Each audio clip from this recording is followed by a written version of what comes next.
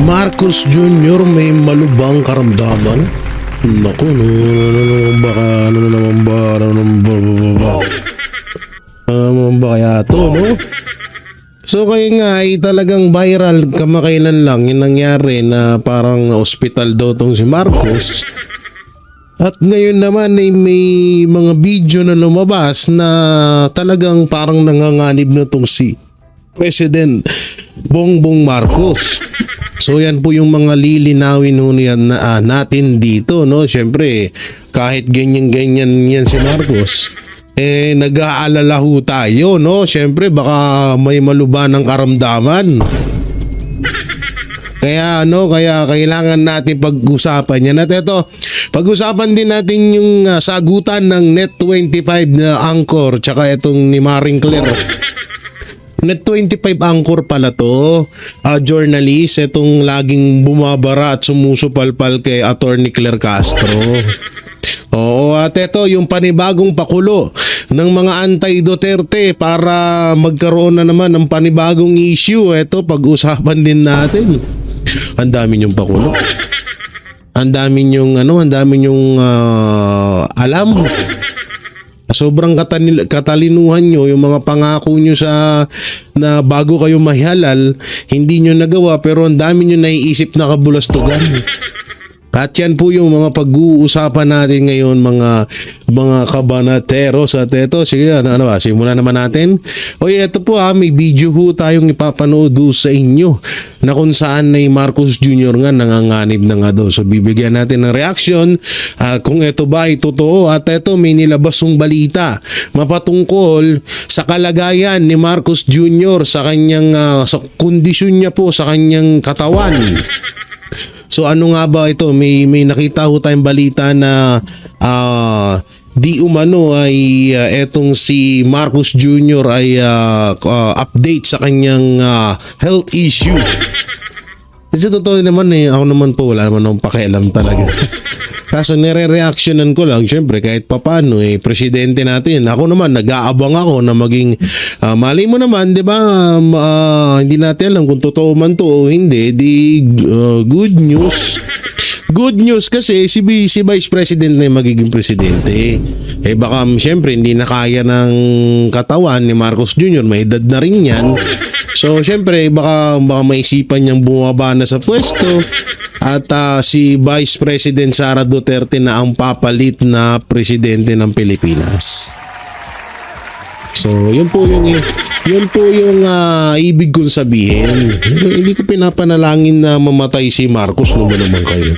Siyempre, wag tayong ganun. Masama po yun na mamatay na si Marcos, ha?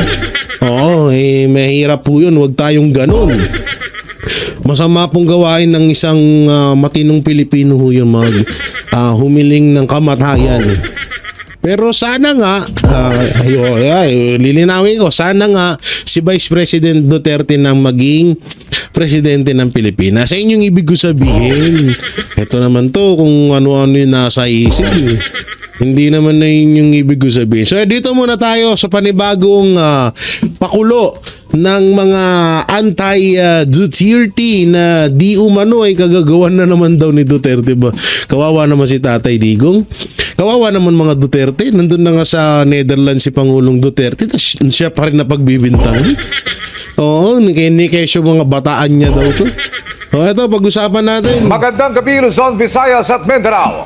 Nakalabas na ng ospital sa mayoral candidate Kerwin Espinosa matapos ang paumaril sa kanya sa gitna ng kampanya sa Albuera, Leyte kahapon. Aminado si Espinosa na nangangamba siya para sa kanyang seguridad, lalo 7 pulis ormo ang itinturing na persons of interest ng PNP. At sa gitna po niyan, may nilinaw rin si Espinosa sa mga naghihinalang ambush me ang nangyari. Nakatutok si Ian Cruz. Pasok. Ian? Ayan naniniwala daw siya na ambush daw yung ginawa sa kanya. Pero alam nyo naman may mga video, so panoorin natin. Emil Pia, mahirap daw makompromiso ang kaligtasan kaya naman kahit hindi pa nga naigagalaw yung kanyang kanang bisig ay minabuti nang lumabas ng ospital ang binaril na mayoralty candidate ng Albuera Leyte na si Kerwin Espinosa. Para makain yata ako. Okay, nakain niya. Sa kuha ng Ayun yung CCTV video. ng barangay Tinagaan sa Albuera, Leyte kahapon, kita nang biglang magkagulo sa gitna ng kampanya ng partido ni Mayoralty candidate Kerwin Espinosa. nagkulasan. Meron kasing bumaril kay Espinosa. Maya-maya, makitang inilayo na si Espinosa na tinamaan ng bala sa balikat. Sugatan din at nasa gilid na lang ng poste ng court ang kapatid niyang si RR. Mabilis silang dinala sa ospital sa Ormoc City. Ngayon, lumabas na. Pero wala pang 24 oras mula nang mabaril. May video to na gumaganong-ganon na siya. Gumaganong-ganon siya dun sa video niya, Eto, naka-smile naman. Ano yung nasa video ni edited ba yun? Papanorin natin. Si Espinosa, Ayun, naabutan namin malakas. lumabas ng ospital para umuwi sa kanyang bayan sa Albuera. Nangamba raw siya sa kanyang seguridad dahil ayon sa Oh. PNP, 7 pulis Ormoc ang person of interest Ang bilis nga, ang bilis maglakad. sa pagbaril. Dahil sa rason ng seguridad ko. Kasi ang involved na mga person of interest, nawalan ako ng tiwala sa mga kapulisan sa Ormoc, Wow. maliban sa mga matino. Ayon sa PNP, itinuturing na persons of interest ang 7 pulis na nasa kustodiya na ng pulisya. Kinumpiska rin ang kanilang mga armas. Naka-assign po sila lahat sa Ormoc Naku, ito City na. Police Station po. May So, tayo ang dyan. inimbestigahan po Delikado natin na to. ngayon ay kung ano ang kinalaman po nila dito. Iniintay po yung result po ng ballistic examination kung mayroon po dito sa mga na-recover na barel na recently naiputok. Yung ating buong naiputok. pwersa ng Ay. Leyte Police Provincial Office ay patuloy na nagkakandak Naiputok daw ng in-depth investigation para mahuli na po ang gumawa nito. Pag yung biktima po ay isang Parang kandidato kilala ko to, o supporter, it is classified as suspected election-related incident. Sa press conference ngayong hapon ay pinakita ni Espinosa ang tinamong tama sa dibdib na lumabas sa balikat. Bukod kay Espinosa at kanyang kapatid, isang minor de edad din ang nasugatan sa pamamaril. Sabi ni Espinosa, sa isang bahay malapit sa covered court, pinaniniwala ang nagkubli ang sniper. Pinalibutan daw ang lugar ng kanyang mga taga-suporta at natuntun doon ang ilang pulis Ormoc na walang jurisdiksyon sa bayan ng Albuera. Wait lang, tama ba yung narinig ko? Sniper? Ang pagkakaalam ko, ang balaho ng sniper ay malakas po yan. At, wait lang nakakapagtaka kasi,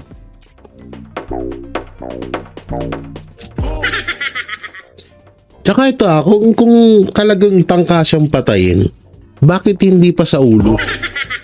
Bakit sa balikat? Hindi, ako yung nagtataka lamang.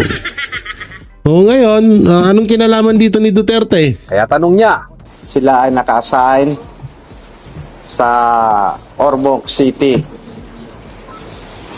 Isang malaking tanghaga na may taong nag-uutos sa kanila Sino? na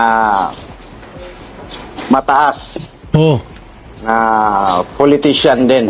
politician. Ang ano ko ay sana mabigyan to ng pansin ni Mayor Lucy kasi siya ngayon ang alkalde ng Ormoc City, kung bakit napunta yung mga pulis mo sa aming lugar sa Albuera, lalong-lalo ka na Congressman Richard Gomez.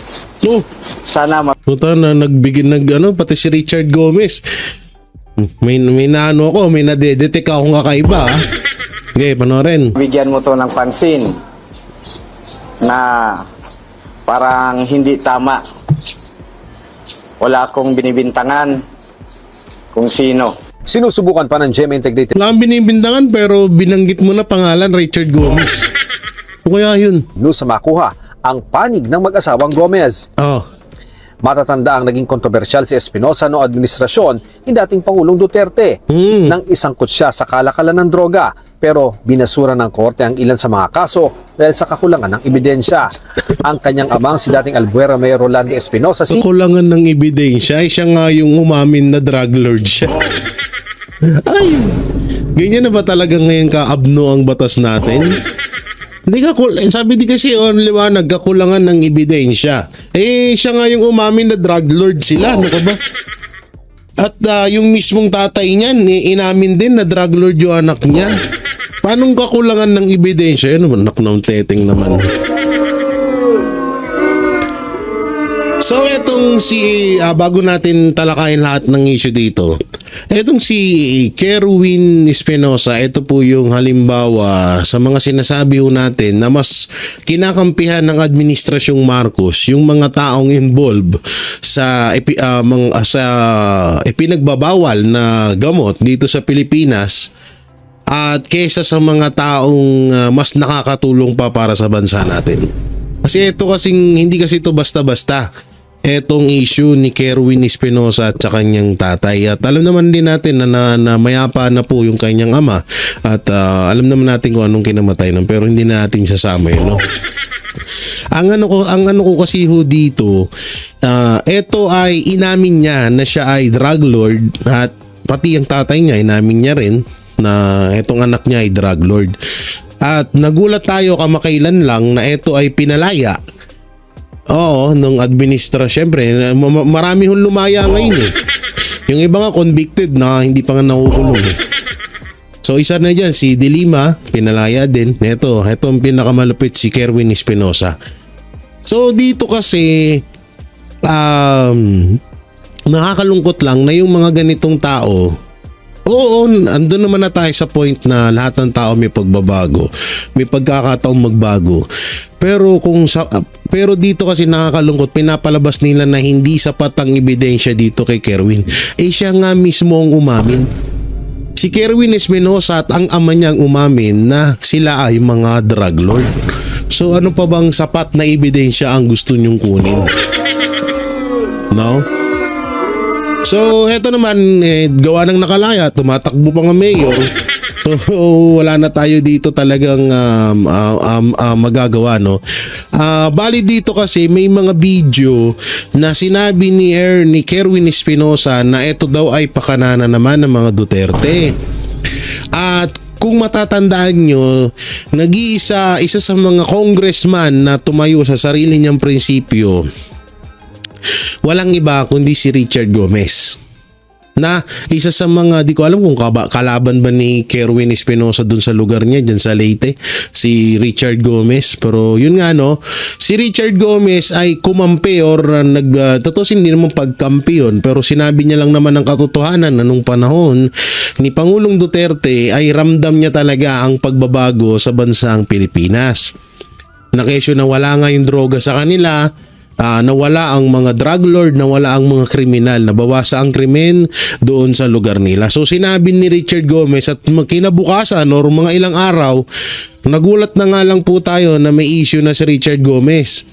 Na kesyo may kaso, may ganito ganyan. Tapos dito naman sa issue ni Kerwin parang pinapalabas na etong si Richard Gomez ay bata ni Pangulong Duterte.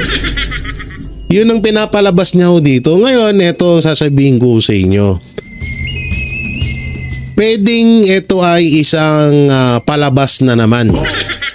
Or pwede rin na parang ano to alam niyo yung eto, excuse po sa kamag-anak ni Percy Lapid, ako po nakikiramay. Hindi ko po ikinakatuwa yung nangyari sa kanya, pero ito ay muntikan ng mangyari sa nangyari kay Percy Lapid. Yung nangyari kay Percy Lapid ay ang pinalabas ho doon ay ang mga pumatay kay Percy Lapid ay yung vlogger yung vlogger ay tama ba? Percy Lapid ba yun? Di ba ka nagkakamali ako? Basta yun, yung vlogger yung vlogger, hindi artista yung vlogger, yung radio announcer ata yun. So yun nga, no, kung matatandaan nyo, napagbintangan dun si Bantag. Pero hindi talaga si Bantag ang gumawa nun. Dalawang tao na yung isa sa mga 5 idiot nga. At yung isa ay isa sa mga leader ng Pogo. So yun nga, no, eto yung kay Kerwin Espinosa, muntik nang mangyari. Kasi ang mangyayari ho dito pa lang, huling-huli mo na alam na agad yung setup, di ba? Ibibintang nila kasi nung panahon ni Percy Lapid, ang pinagbintangan nun si Bantag. Tapos ang nagturo si Pangulong Duterte daw. So dito ganito rin ang nangyari. Ang pinagbibintangan na pumatay, nanggaling sa bibigyan ni Kerwin Espinosa ay etong si Richard Gomez.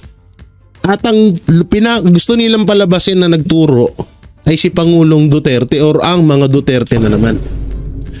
So eto nga lang, ang pinagkaiba, buhay si Kerwin Espinosa. Ay yung kaso naman ni Percy, yun nga, sa kasamaang palad siya po ay binawian ng buhay. Pero kung pagpaparisin ho natin etong dalawang kaso na to, halos parehas po. Na pustahan tayo. Ang dulo nito sa Duterte na naman. Pustahan tayo. Duterte na naman to. Kasi isipin nyo na lang maigi. Eto na lang kung sakaling dumating ho tayo sa point na itong issue na to ay mapunta na naman sa mga Duterte. Eto isipin nyo maigi. Kung ipapapatay ka ng mga Duterte, bakit hindi pa dun sa kulungan? Bakit hindi pa nung panahon na nakaupo si Duterte? Bakit ngayon ka pa ipapapatay ni Pangulong Duterte kung kailan laya ka na at wala din siya dito? Anak ng timang ka naman. Minsan gumamit-gamit kayo ng utak. Hindi, ito sa lahat po ng mga tulonggis na sinasabing Duterte ang pasimuno nitong pag-assassinate kay Kerwin Espinosa, isa pong malaking katarantaduhan. Kung gusto siya ipapatay ng mga Duterte nung nasa kulungan pa lang siya, dapat pinatay na siya. Malamang nga sa malamang, ay nako po.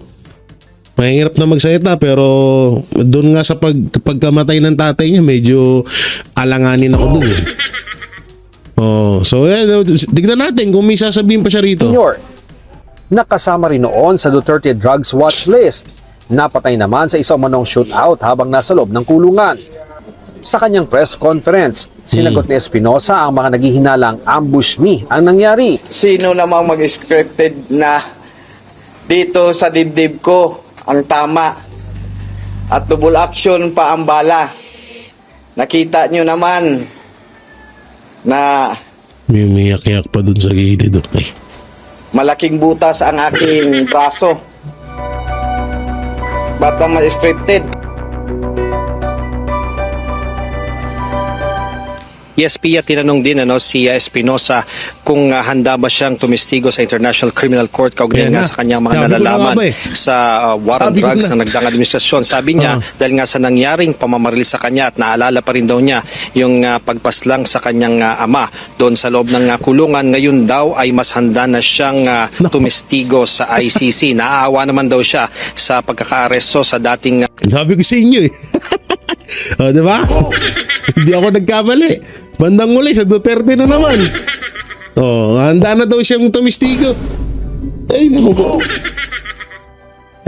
Eto, siguro, may point naman siya doon na parang hindi scripted, pero ako duda talaga ako dito. Nakakaduda, promise.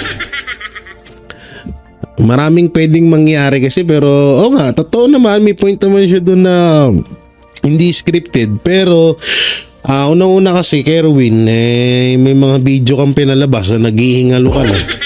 Tapos mga ilang oras pa lang naka-smile ka na. At saka yung tama mo, kasi ako may tama din ako ng baril, may tama din ako ng bala, pero hindi naman masyadong malalim din, pero hindi naman din ganun kasakit. Masakit pa magpatato Pero yun nga, yung dito kasi yung tama ng bala, dito banda. So, una medyo delikado nga naman yun kasi malapit sa puso. Pero isa lang masasabi ko dito, ang pakanan nito yung mga anti-Duterte. Pustahan tayo, anti-Duterte lang ang may pakanan nito, walang iba. Ang masakit dito, anak ng teteng ang bagsak sa Duterte na naman. Ay nako po, asan na yung isang papanorin natin? Ito, panoorin natin to.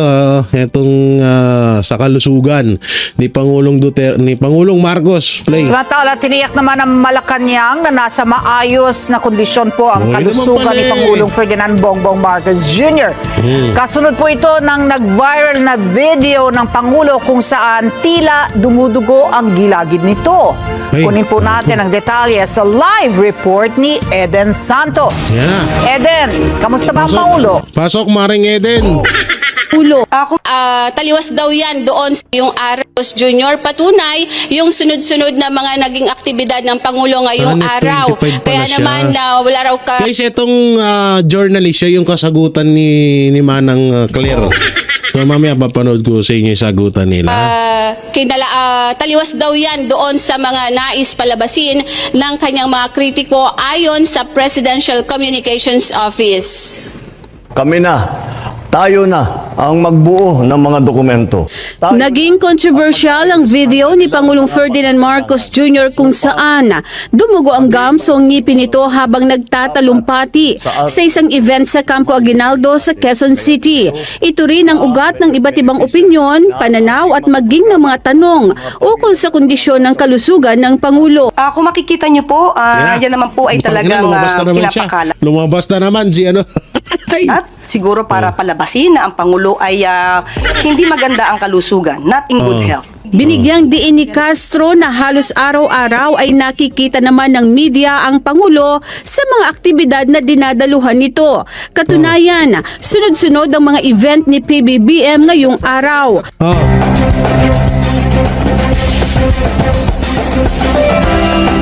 Signing ng memorandum order na nagbibigay pahintulot sa National Amnesty Commission na mag-issue ng safe conduct pass in Suwat, Maguindanao. Sinabi ng Pangulo na ang mga safe conduct passes ay hindi lamang magbibigay ng proteksyon sa mga aplikante ng amnestiya laban sa mga pagkaaresto, pagkakulong at pag-uusig, kundi isang paanyaya sa lahat ng rebelde na ihinto ang armadong pakikibaka.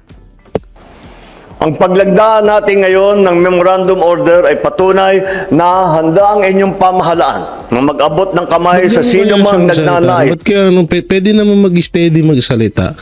Ba't kaya pag anong siya? Baka magbalik loob sa batas ng ating lipunan.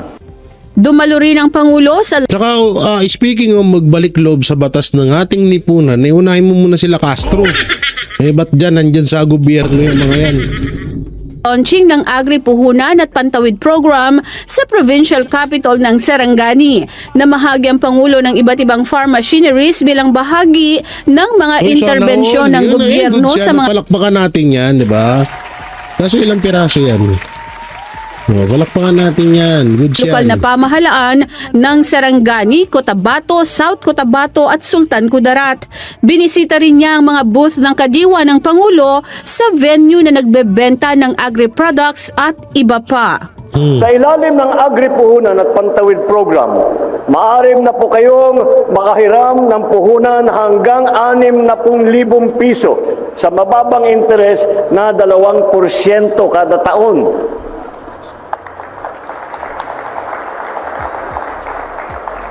Simula ngayon, hindi ninyo po kailangan alalahanin ang mataas na tubo na nakakakibat ng inyong hinihiram.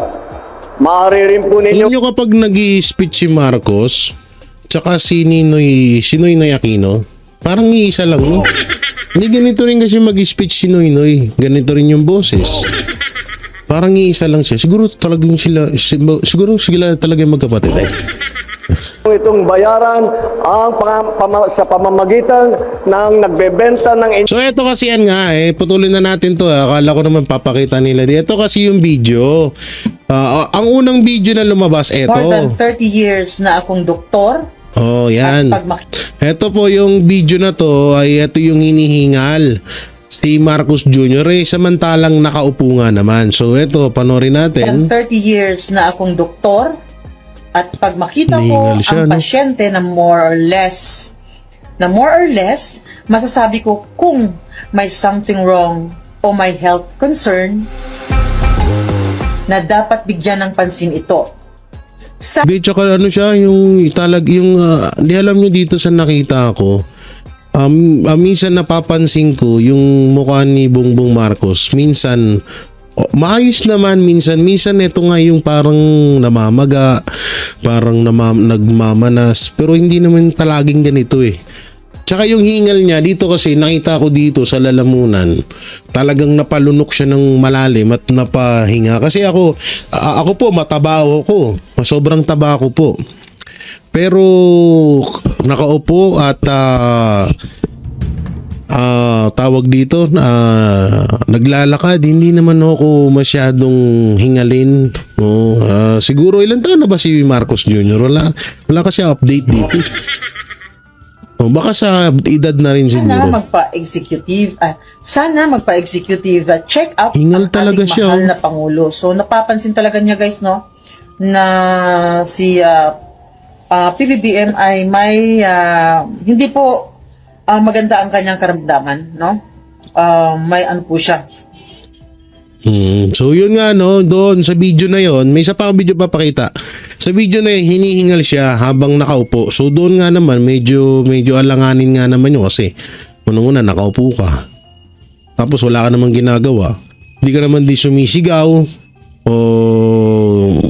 Diba? So hindi natin alam, kasi pagkakaalam ko, wala namang bisyo to eh. Wala namang bisyo si Marcos eh. Wala naman siyang, di naman umiinom. Kasi ako, umiinom ako ng alak, nagsisigarilyo ako. Etong si Marcos Jr., wala atang ganung bisyo yan. Yung ano lang ata, ako, totoo yun, yung sa coke, di ko alam. Oo, pero yun ang medyo bahala lang to sa mga kamag-anak ni Marcos, na dapat, siyempre, pangulo ng bansa yan, dapat lagi ang pinapa-check up. Para naman siyempre yun, diba sabi ni buong mundo daw ang kung hindi nga daw dahil kay Marcos Jr. hindi mananalo si Duterte. So siyempre, ibig sabihin maraming supporters. So tayo ay nag-aalala lamang. Kasi baka mamaya, siyempre may health condition, baka ganon, maganda na magpa-check up. Ito naman yung isang video, panoorin natin. Ito yung nagdudugo ang kanyang gums. Sa kanila, ito ba ang mga benepisyo na ating ipinapangako sa mga Yan, para sa atin? Oo nga, nagdudugo nga talaga. Hindi baka sinapak naman kasi ni Lisa. Di ba may mga bali-balita na nag-aaway daw to, tsaka si First Lady ay parang mabigat daw yung kamay. May mga nabalitaan akong ganun eh. Pero yan, kasi nagdudugo nga talaga dito, yan, hindi ito niya ganda. Yan kasi, tingnan niya yung ngipin ko sa ngipin niya. Iba rin talaga. Tsaka may video to na in-slow mo, talagang nakita talaga nagdurugo. Baka mamaya, nasapok lang. O kaya baka mamaya nauntog. Hindi natin alam yung nangyayari. Balay nyo naman baka nga ganun. Panoorin muna natin bago na yung reaction nun. Ito ba ay nabibigay ng tama? Ito ba ay nabibigay ng mabilis? Medyo nalungkot ako dahil ang sagot hindi pa naibigay. Sabi ko, bakit? Bakit naman hanggang ngayon na napakatagal na ay hindi pa nila naramdaman yung tulong ng ating pamahalaan? At ang pasasalamat ng ng pasasalamat. Ba't mo kami sa amin tinatanong? Ikaw ang Pangulo ng bansa. Diba? Uy, asan na? Play. Ng isang buong bansa sa kanilang serbisyo. Sabi nila sa akin, masyado kasi... Tignan nyo rito yung mukha niya rito. Hindi siya yung katulad nung isang video kanina na... More hindi than katulad 30 nito. years na akong doktor. Yan. At pag makita ko ang pasyente... Diba? Tignan nyo yung postura niya rito. Medyo parang stress siya na parang sobrang bumagsak yung balat. Tapos tingnan niyo itong isa. Sa kanila, ito ba mga benepisyo? Katulad doon ito, hindi naman layla yung balat niya. Hindi naman hindi mo makikita na parang stress siya. Dito, okay yung balat, okay yung skin niya. Hindi siya mukhang bagong gising, so okay na okay. Kaso ang lang dito, yung sa gilagid. Dito. So ayan yung napansin ng mga netizen kung bakit to nagdudugo yan. So ano nga ba yung, hindi ko alam ako kasi hindi rin naman ako din nag-research napatungkol kung bakit nagdudugo yung ngipin. Siguro naman baka mild lang yun na condition, baka mamaya may singaw. Baka mamaya may singaw siya na may singaw dito sa gilagid niya, tapos nakagat niya, pumutok, o kaya baka bago siya mag-speech. Halimbawa, kumain siya, nag-toothpick siya. Ngayon, nasobrahan sa minsan kasi yung ngipin natin sa kaka-toothpick natin, minsan na may nasasagi tayo ugat diyan, nagdurugo talaga. So baka mamaya nag-toothpick siya. At yun nga, baka doon kaya dumugo. So baka ganun nga. No, ewan ko. Pero yun nga, kagaya ng sinabi ko, medyo kailangan talaga din na magpa-check up tong si Marcos Jr. kasi iba yung itsura niya rito. Iba rin yung isang video kanina. Sa isang video kasi parang talagang hingal na hingal siya. Hingal na hingal siya, tapos yung ano niya talagang bagsak. Dito okay naman yung balat niya, kaso iba talaga yung yung sa gilagid do. Bakit naman hanggang ngayon sabi nila sa akin masyado kasi mahaba ang proseso, mahaba talaga nagdudugo matsa komplikado mga documentary requirements at kung ano-ano. Kako hindi siguro tama yan. Dahil bakit naman maraming masyadong hinihingi. Yan nagdudugo nga talaga. Yun nga, baka na toothpick lang yan. Baka yun, bagong kain, nagmadali dyan, nasundot. Pagkasundot, nagdugo. Baka ganun naman. Kaya naman masyado niya namang inaano yung tao parang wala naman kayong mga hurt.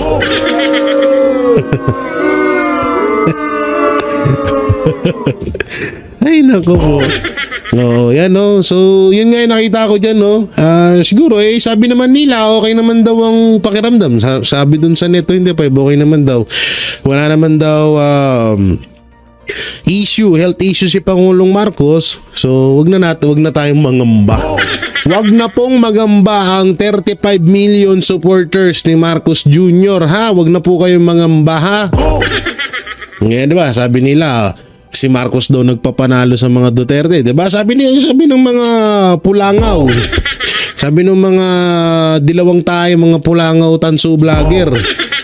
Sige, pahig na kami, may 30 million kayong supporters. Tingnan lang natin sa 2028. Sino yung mananalo? Iyan na natin. Sige, ito yung video. Ito, dito kung tuwang-tuwa sa video to. Saan yan? Ito ba yan? Ito ba yan? Ito, yan.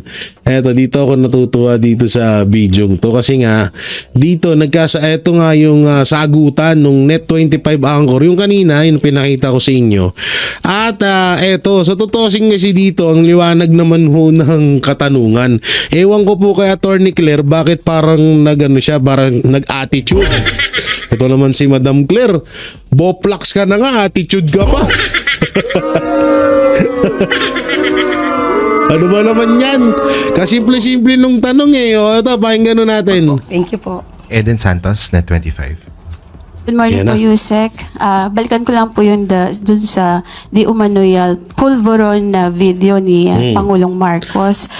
Sabi niyo po kanina ay naimbestigahan na yan pero biglang iimbestigahan pa ng DOJ at NBI.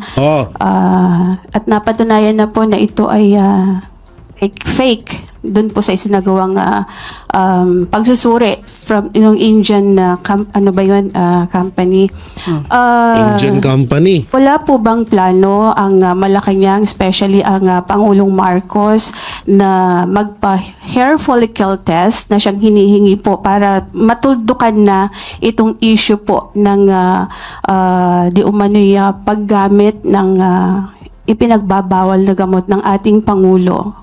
Yan ang linaw ng tanong May plano po ba ang Malacanang na magpa-hair follicle test para po matapos na ang issue kay Marcos Jr. na gumagamit ng ipinagbabawal na droga?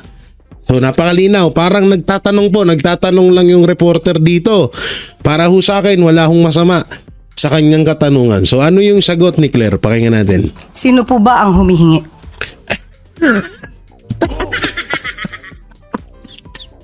Sino po ba humingi?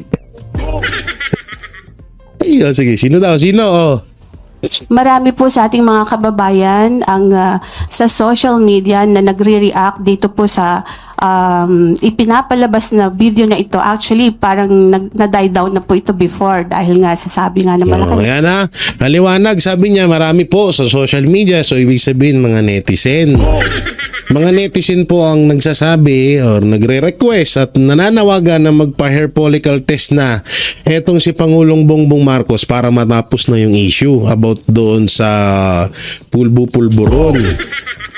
No? So yan ang liwanag ha. So tingnan nyo ulit. It's a fake. Pero biglang nabuhay after po nung ginagawang investigasyon mismo ng Kongreso, ng Kamara. Kaya po muling lumabas itong video na ito. And sabi nga po nung vlogger na si Miss Pebbles Cunanan ay si Attorney Harry Roque, yung mastermind nitong video. Pero inamin naman ni Miss Maharlika, yung another vlogger, na parang siya yung nagbigay lang kay Attorney Roque. Kaya ang tanong ko po, sabi niya sa social media hinihingi. Sino po in particular ang masasabi niyo sa akin na humihingi ng ganitong klaseng pag-test? Ang tango mo. Bakit may attorney ganito? Tulunggis. Sa social media, sino ba mga tao sa social media? Hindi mga netizen. Ngani. Yan ang sinasabi ko sa iyo Hindi lahat ng attorney matalino. Ngani. Minsan may mga nagtatanga-tangahan na ngani dahil sa pera. Ngani. Sino daw? Sinabi lang Okay, tuloy. Ang atin pong mga kababayan po in particular. Napanood niyo po sigurong ikaw na po ba? Sige po. Kayo po ang humihingi. Okay. Para po masabi lang ninyo na mayroong humihingi. Oo daw, kasi sabi ng reporter, di mo maintindihan, tanga ka. Kaya sinabi ng reporter, sige ako na lang para maliwanagan sa'yo. Kasi pinapaliwanag ko nga mga kababayan, mga netizen, mga tao sa Facebook, YouTube, sa social media. So sino ba yung mga nun? Hindi naman mga robot yun. So mga netizen yun ha. Ngayon, yung reporter na nag-adjust sa katangahan mo, Claire. Kaya ang ginawa niya, siya na lang. Sige, game. Pero marami po sa social media po kayo ay nagbabasa po sa SOCMED, Madam Yusek. So isa ka nga sa humihingi. Kasi po gusto niya. Tanong ko nga, isa ka ba? Kasi we have to be specific on this. Putang ina, ba't hindi ba specific ang netizen? Tulunggis. Ang galing naman itong sekretary na to. Hindi ba specific yung mong netizen? Sa humihingi. Ang mga kababayan po natin. So, isa ka sa humihingi. Actually, I'm a journalist. Hindi nga, naman po ako humihingi. Reporter yan. Malamang tatanungin kayo. Buplak. Tulunggis. Napakatulunggis naman itong attorney na to. Nagtatanong yan si reporter yan. Journalist yan Pero parang gusto ninyo na meron lang kayong basihan. Basihan. Sino nga po? Kasi sabi niyo po kanina, ay napanood yun niya ata sa social media. Madam Yusek, syempre kami po ay mga Pilipino rin. As a journalist, gusto po namin na hindi fake news. Yun pong aming ibabalita sa taong bayan. Okay, so... Yun! Kaya naman pala. Sa pool na naman, 1-0. Ang sabi ng Net25 journalist, ayaw ho nilang magbalita ng fake news, di ba? Kaya tinatanong ka nga, pero bakit ganito? Pinaikot-ikot mo, Claire. Sorry, ito po. Hindi ako galit sa'yo, Madam Claire, ha? Ako isa diyang natatangahan lang kasi nga, iba yung expectation namin sa'yo Una-una, attorney ka. Pangalawa, tigapagsalita ka ng Pangulo. Iba yung, kapag ganun na kasi ang isang tao, iba na yung expectation ng taong bayan. So, nagtataka kami na napakasimple lang nung tanong pero hindi mo masagot-sagot. Yun, doon kami nagtataka bakit nga ganun. Humihingi po. Si Kaya ano po, si nagdidemand. Attorney Vic Rodriguez, di ho ba Okay. matagal na rin naman niyang O, yan, hinihiling si Attorney Vic, o, yan na, hair o. follicle test. Okay, tanong po natin. Ano po ba ang Bakit nagtatanong ka? Dapat sasagutin mo. Hirap. Ang hirap mong kabanding. Ang hirap mong kabanding, Maring Claire. Buti na pag... Sorry. Hindi, pero ang hirap niya kabanding kasi tinanong siya, tapos siya rin din yung nagtanong. Pwede mo naman halimbawa, ganito. Ganun yung katanungan. Pwede mo naman cancelin yun. Ay, hindi na po ako magkokomento dyan. Gawa ng napag-usapan naman na huyan sa iba't ibang hearing. At yan naman po ay pinatotohan, sinabihan na fake news lamang yung video na yan. So wala na tayo may komento. Tapos, putang ina. O, di ba? Ganun lang kasimple. Pero dito kasi ang nangyari, parang nataranta si Claire. At kung ano-ano na lang. Gusto niyang nakikita ko dito, gusto niyang biglain yung reporter. Kasi nga eto ay malamang kasi palaging bumibinggo rito si Maring Claire. Lagi siyang supalpal dito sa reporter ng Net25, sa journalist ng Net25 na to. So parang pinag-initan or tinandaan niya na rin. Oo, siguro kung halimbawa kami papuntay mo diyan, ako magtatanong sa iyo, mas maganda. Kaso ayaw niya kaming payagan pumunta diyan.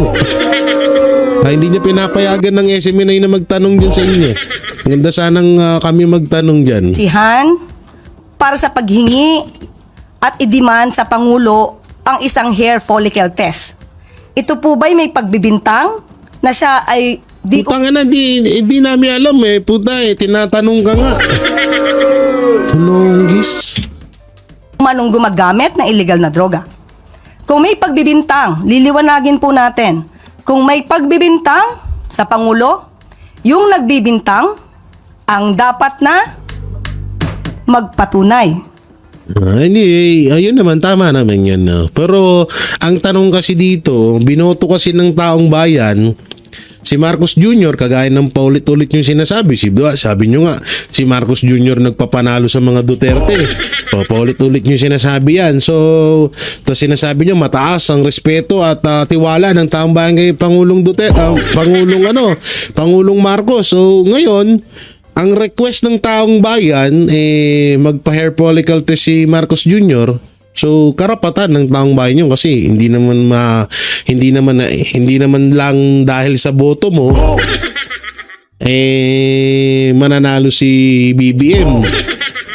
Hindi lang naman ikaw ang umano sa kanya. So taong bayan pa rin ang dapat masunod kasi nga taong bayan talaga dapat ang masunod dahil taong bayan ang naghalal sa iyo. Ngayon, yun lang naman yung kasagutan. Ewan ko dito kay Claire na na paikot-ikot na lang. Kung may ginagamit man o wala. Hindi po pwedeng gumawa ng kwento, walang basihan, layo niya isang guni-guni para masira ang Pangulo at walang basihan. Kahit saan po na kaso.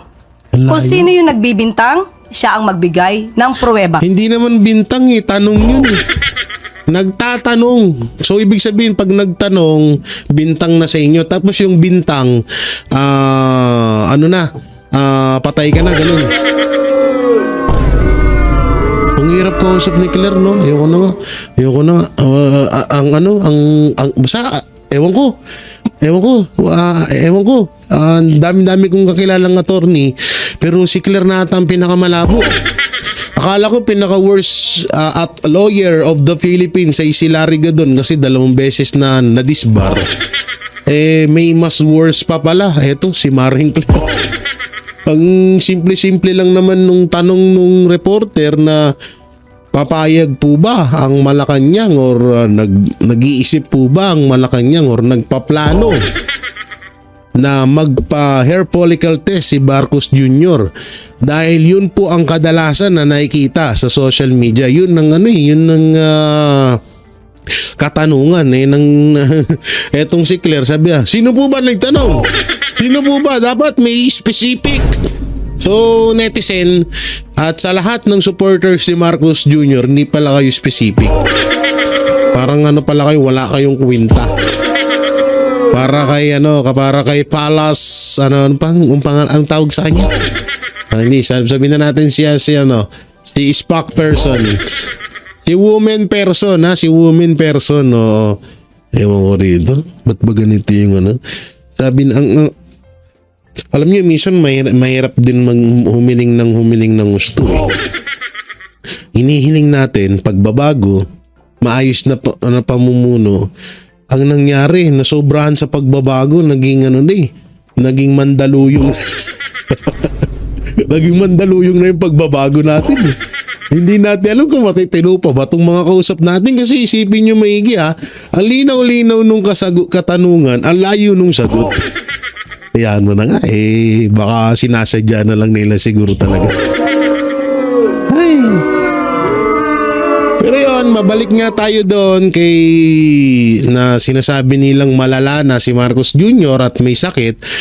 Yung about naman doon sa gum na nagdudugo or doon sa bibig niyang nagdudugo, sa gilagid na nagdudugo, baka maaaring nasundot. O kaya baka mamaya nasuntok ni Lisa, ganun.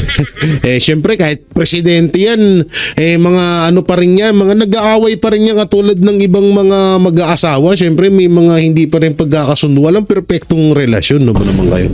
So pwedeng ganun nangyari. Doon naman sa hingal, na kahit nakaupo lang si Marcos Jr., yun, medyo may nakakatakot or nakakabahala ng konti yun dahil nakaupo lang, tapos hingal na hingal, tapos yung mukha ni President Bongbong Marcos medyo talagang parang stress or sabihin na natin 1 week na walang tulog. Kadalasan nakikita yun sa mga taong hindi masyadong or puyat sa trabaho, ganun. Siyempre, presidente yan. Baka maraming pinipirmahan. Maraming pinipirmahan ng mga documents. Siyempre, puyat nagpupuyat hanggang madali. Si Pangulong Duterte nga daw, ganito yung pinipirmahan na mga papeles. Chine-check, binabasa, tapos pinipirmahan kasi baka mamaya may mga makalusot doon na mga dokumento, tapos papapirmahan sa kanya. Pala, mangungurap lang. Baka dihamak na mas triple yung pinipirmahan ni Marcos Jr. Kaya wala siyang tulog. Ganon.